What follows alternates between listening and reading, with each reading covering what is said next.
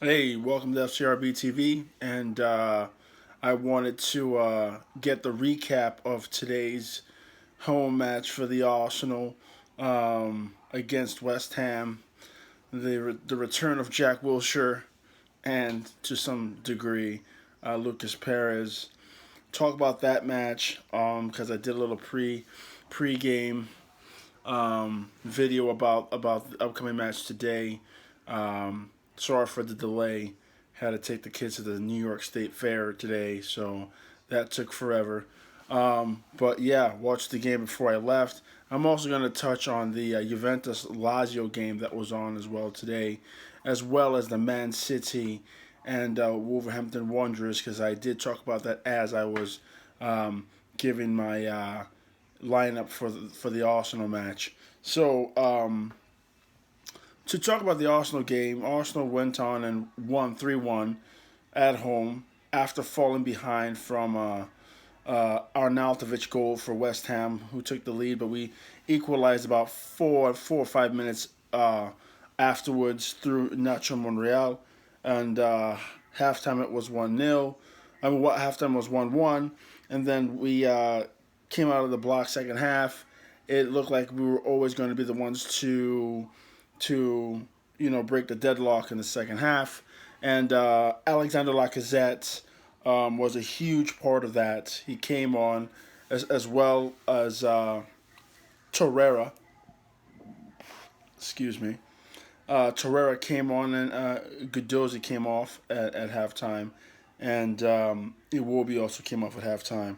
So Unai started the match with Shaka again, which I did not have in there. Mesut Ozil apparently was ill, that's why he didn't play. But we all know that there was a bust up between he and Unai Emery, and they're saying that Mesut Ozil is a passenger. He's lazy. He doesn't work well on the press. I mean, he's not a pressing player. You cannot have him play that type of football. But that's a whole different video discussion talking about Mesut Ozil. He wasn't in the squad for today's match. So they started with Mkhitaryan and Iwobi on the outside, Ramsey as a 10, Aubameyang up front, and then Guendouzi and Xhaka started at the 6 and the 8. I thought that we were quite poor in the first half.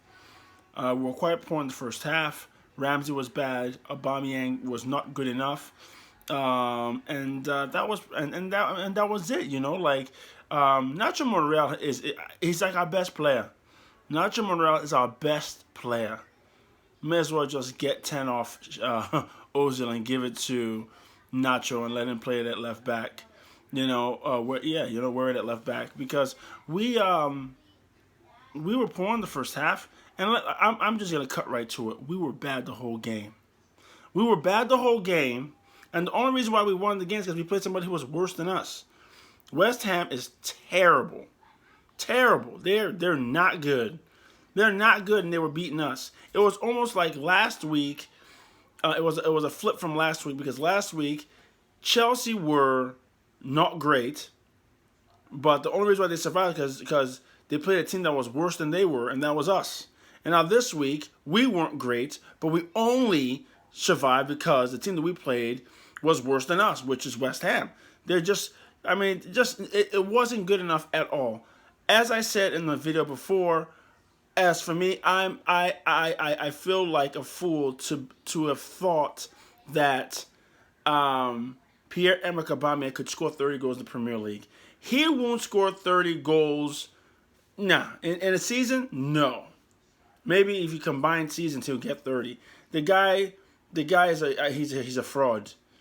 I think he's a fraud. I don't see him, taking chances, creating chances, and just being a threat. We weren't a threat in the final third till Alexander Lacazette came on. Lacazette showed in this second half today that he is light years better than Aubameyang. He's light years better than him. Light years. And then Torreira came on, and he did the same thing in showing that he's a better central midfielder than Granit Xhaka. and I don't know why this man continues to not start him. And some folks were saying that, like, oh, well, Unai likes Shaka's ability to pass the ball. That's not enough for me. To stay in the team? Nah, that's not enough. So, the second goal that we scored to go ahead was the deflection. It was actually an own goal. Laka did a great job to settle the ball down and try to get across the box. Bounced off the center back and went in the goal, 2-1. And then Danny Welbeck came in and got a late goal to make it 3-1. Was not convincing at all. It's so hard to be optimistic when you know our team's not good enough. Socrates is bad, bro. If you guys are watching the game, did you see where who made a run to Arnautovic? When Arnautovic got injured and had to come off, he did a little dummy run and got this guy Socrates so lost. I don't even know how Arnautovic did not score the opportunity, and then he hurt himself in the process, and so he had to come off. Once he came off, that's really where we won the game, where Arnautovic got injured. If he didn't get injured, they could have nicked it and beat us today. But he got injured, he came off. Lacazette was full of energy, just as I said before. I feel as though the game today went just as I expected it to go. I was really hoping that Aubameyang would make me eat my words and score a brace and just be a thorn in the side of West Ham. But let me tell you something. The man did nothing the whole game. And the only time he looked like a decent player was when Laka came on and Laka would combine with him and get him and link up with him. The guy can't lead the line by himself in a big league like England. Let's not forget, Aubameyang was at AC Milan. And AC Milan sold him off like, he's not good enough. And then he found his way to Germany and then found his feet. And look at the German league. The German league it's a weak league. In the top 5 leagues, it's one of the weakest ones. I even think that the League 1 is a stronger league than the German league. I really think so. Because Bayern Munich buys all its competition. If you're good on any other team, they buy you and put you on Bayern. And then you have Dortmund left, and they buy all the Dortmund players anyway. So Aubameyang was scoring in Germany, but he's not gonna have the free range to score goals like that in England. I don't think so. So I am done believing that he's gonna be somebody for us to say, we're going to a big game. Like when we play Tottenham, I'm not expecting him to score. I expect Lacazette to score before him. From here on out, Laka's got to start center forward as the number 9. If you're worried about crushing Aubameyang's confidence, just put him on the left. Let him start there. And then now Iwobi is not going to start because we have to cater to this guy's feelings. But I'm thoroughly disappointed in Aubameyang. A poor side like West Ham, who's going to be in a relegation fight all year. You couldn't score today, bro? You couldn't? Come on, man. Come on, that's not good enough. I'm not feeling it at all. He wasn't good enough at all. Not good enough. If Nacho didn't come back from injury, where would we have been today in this game? He saved it. If we went into halftime down 1-0, it would have been bad news. But Nacho saved us. Nacho was great. I think that he was the man of the match for us today. Some other guys were saying also that we were troops on Arsenal Fan TV was saying that we're better without Ozil. We should sell him. No, pump your brakes, bruv. That's not a good idea because Ramsey is not better than Mesut Ozil. He might be better in the press, but he's not better than Mesut Ozil. Mesut Ozil, we lacked creativity today, and let's keep it 100. Mesut Ozil thrives in games like these, where we're not playing the big teams. In the top 6, when we play the top 6, Ozil may fade and he may not have a great game. Therefore, you want to bark at him, and I feel you on that. I can't defend him then, but if you're paying attention, everybody else in the league he should be playing against, and he'll have his way. He really will. That's where he shines, where the game is not the toughest, like today. You know what I mean? So, I was for the first time in a long time, and I've been an Arsenal supporter since 1995. Since 1995, when I was in 8th grade. And this was the most boring Arsenal victory I've ever seen in my life. In my life. So it was just not good enough. There was very little to feel great about, very little to be optimistic about. I mean, Lacazette was good, Torreira was good, Nacho was man of the match. But aside from that, that's it. We're an average side. We're just an average side. We don't have enough good enough. We don't have good enough players. It's annoying. It's just, and the board won't spend to get real ballers into the squad. It's tough, man. It's tough. So we survived 3-1. We're in 11th place, top of the second half of the table. That's the only top of any table we're going to be for a long time. I think we've got somebody in Newcastle next. Every game's going to be hard. So that's what it is. That's what is going to be there. I'm going to support the Arsenal through and through. I love the club. But I'm going to be honest. I don't think our squad is not even a D plus type team. It's D minus. Close to an F. In terms of being a top 6 contender. I don't even think we're going to be top 6 still. Even though we got away with that, we might end up like 10th or 8th. But Everton's better than us. So let's see the teams that I think are better than us. Man United's ahead of us. Man City's ahead of us. Chelsea's ahead of us. I'm not going to say their name. They're ahead of us. Everton's ahead of us. And then we're going to have hard times when we have to play people like Crystal Palace, when we have to play Huddersfield Town and Brighton. It's going to be hard. It's going to be hard for us because we're just not good enough. Our center backs are slow. I mean, you can't play those two guys together, but that's all we've got right now. That's why, if you go back to my other videos, I was like, listen, we could start with Mavropanos because he's quicker than both of the center backs we have playing right now. I like Mavropanos.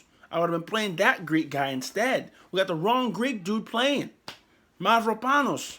And then my man,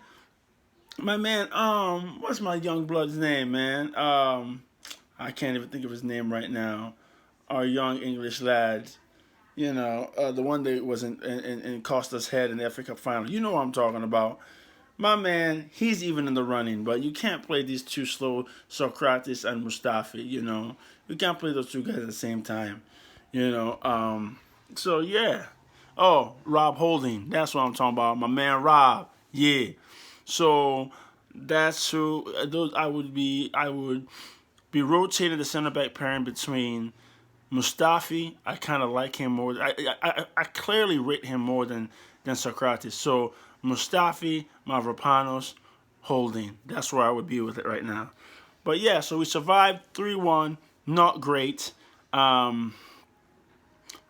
not great. And every game's going to be a battle. And it's not going to look pretty, but hey, if we can continue to get wins, get points, that'd be good. So that's where I am with the Arsenal. I wanted to touch base on the Lazio versus Juventus game. And first of all, I want to say that Lazio is slow as molasses. They can't get behind anyone. And if you can't get behind anyone, how do you expect to score? They had possession, but they couldn't get behind Juve because the dudes are too slow. They were so slow today. And Juventus is a side that, has been on the cusp of European glory as of late. And now with the addition of Ronaldo, people think that that's going to put them over the hump. I hate to say it, but they don't need Ronaldo. This is a business move to make money. Ronaldo is not really needed at the J. He's really not. Watching the game today, they're trying to play for him so he can score. They're trying excessively, hard to whip balls in so he can score with the head. They're always trying to lay balls out so he can get a touch. They're always trying to find a way to get the ball to Ronaldo, more so than they did for anybody else who played up front. Even when Tevez was there, Higuain was there, they didn't work that hard for those guys. Even when Mandzukic plays up there, you know. And then the commentary is just ridiculous. They tried to give Ronaldo an assist today, and mind you, this is probably the American broadcast that I'm talking about. If you watched it on ESPN2. But they tried to give him an assist for the ball deflecting off his heel after he missed the tap-in. And he missed the tap-in because the goalkeeper got a hand on the ball, so it changed the trajectory of the ball. And therefore, he swung with his right foot and missed it, hit his back of his heel, popped up, and then Mandzukic scored. And they're like, oh, he gets an assist. No, he doesn't get an assist. That's not an assist. He didn't pass the ball.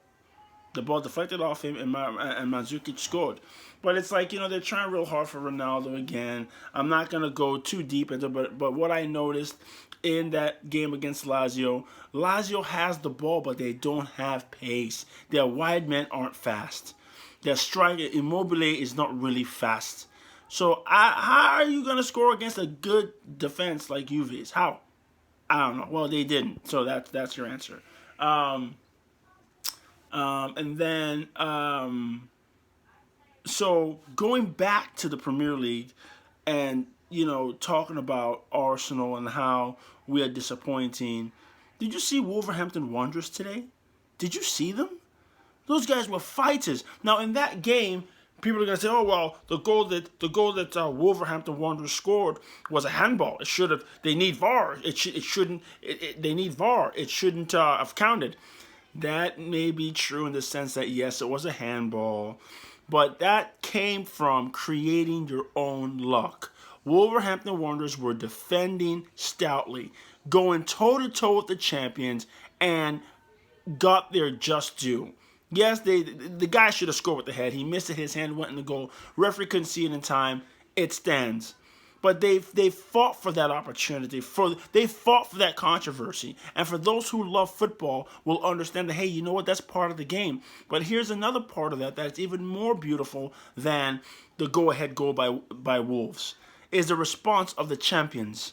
They kept playing. They didn't cry to the referee. They didn't sulk. They kept dominating, trying to get their chance, and what happens? They should have had a penalty straight away afterwards because David Silva was mugged by my man, Ruben Neves. Yo, on FIFA, I tried to buy Ruben Neves. I've been trying to buy Ruben Neves for 3 years. When he was back at Porto, I was trying to buy him. Before he got to Wolverhampton Wanderers, I was trying to buy Ruben Neves.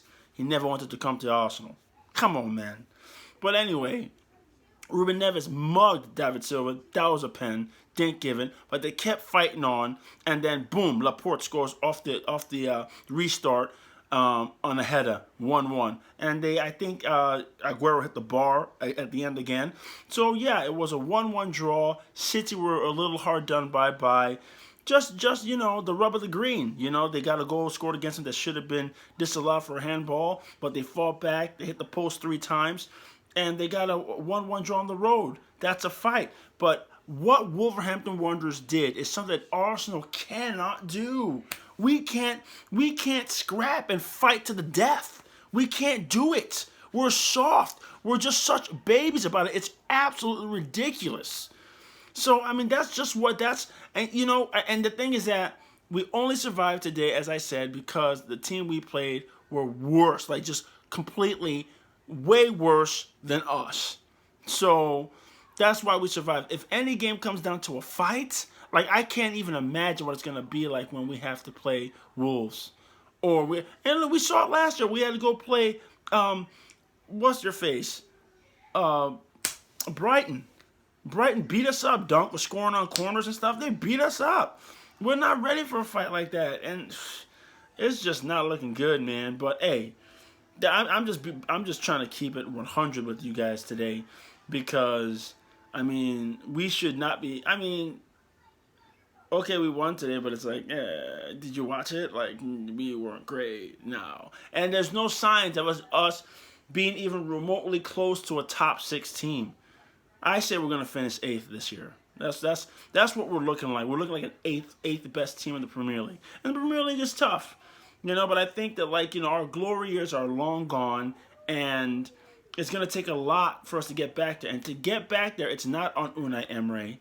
It starts with the chairman, with the owner, with Stan Kroenke, and we all know that how that story goes. So I'm not gonna waste any time on that. So Arsenal's gonna be living a life of mediocrity for some time before something changes. And moving out Wenger the way we did, that wasn't it. Because Unai Emery is gonna do his best. He's gonna try to get us organized. But if he doesn't get the players that he needs to fit his system, it's not going to work. I mean, look at Man City. By the way, you should go on Amazon and watch that documentary they did, because that front office, that club, is running like a well-oiled machine. That's why Pep's over there winning. Because if Pep was at Arsenal, Pep wouldn't be winning. No, he wouldn't. Because our front office, our ownership group, those Cronkies, they don't support the manager. So therefore, Pep would not be winning. Because Pep is winning because Pep gets the players he needs to fit his system. Unai's not going to get those guys that he needs. So he's just going to have to hope that these guys get better, try his best to get them better. But here's the worst part about that. As he tries to teach these dudes to get better, they're going to be hard heads about it. I make too much money for you to tell me what to do. Look at Aaron Ramsey. He's asking for all this funny money, right? But bro, the whole first half, you were just passing the ball to West Ham. Giving the ball to Jack Wilshere like Jack was still on your team. And Jack was terrible, by the way, today. And I love Jack, but hey, you know what? That's why Unai had to let you go, man. I'm sorry. Like Thomas Muller said, football is a shark tank. If you're not ready, you're gonna get eaten. And Jack really didn't threaten us at all today. But so it's not Unai. It's not the manager. It's the front office. The front office have got to want to be winners. And for as much as I don't like Chelsea, Roman Abramovich, when he took over, he said, I want to win. And he did what he had to do, and that's why those guys in blue win stuff, and they've won stuff as of late. And the same thing with Man City. That's why they've taken over the Premier League. And it's going to be a fight for somebody to pry their hands off that Premier League trophy this season, because they want to win. It comes from the front office, man. It's not just the manager. The manager, and look at the Man United situation. I don't know what Ed Woodward is doing. Mourinho needs players. And yes, he has spent a lot of money. Yes, he does. And that's where Mourinho's a little bit in trouble, because he has spent a lot already and he hasn't got it right. But hey, that's the name of the game, man. You got to back the manager. He's gotten clearly a lot more than Unai has, and Unai's going to get. But, dude, that's what it's going to come down to. So, I don't see us, mediocrity for us. That's where we're going to be. Sad but true, but no matter what, I'm going to be with the Arsenal every step of the way, because I'm never going to give them up. You got me? So, I'll be up in the morning watching all the games again. Let me know what you think. I just kind of went on a deep rant just now, but let me know what you think. Hopefully subscribe and keep following, and let me know what you think. Let's have a little convo. I appreciate the feedback. All right? Have a good night. FCRB TV. Ciao.